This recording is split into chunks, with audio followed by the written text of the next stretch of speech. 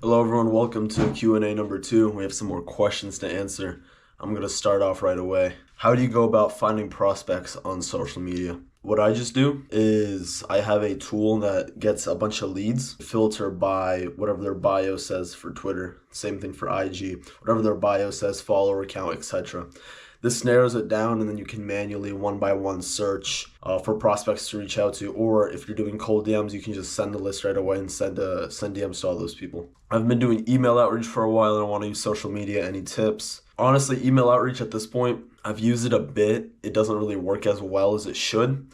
But honestly, I recommend just using social media because there's so many more people on Twitter, on Instagram, than people reading emails, especially because you have to consider the type of prospects, the type of client that's going to open a cold email versus the type of client that's going to open a cold DM, right?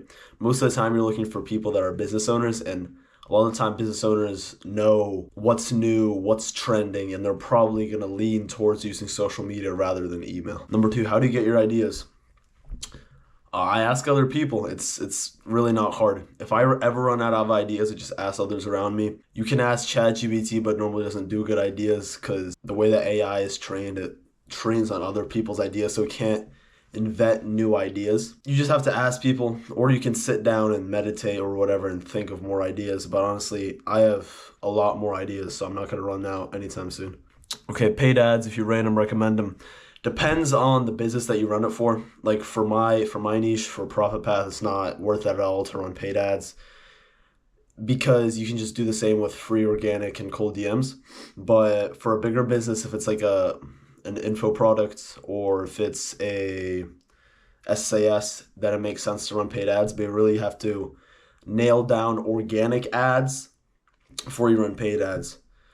And I'll tell you why. Organic ads and paid ads are the same, except in paid ads, you skip the time of building your audience and you basically buy them.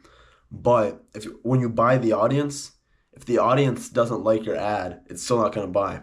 So the reason I recommend you start with organic is because it teaches you how to create an ad, if that makes sense. All right, that's really it for Q&A number 2. Drop more questions. All right, that's it for Q&A number 2. Drop more questions.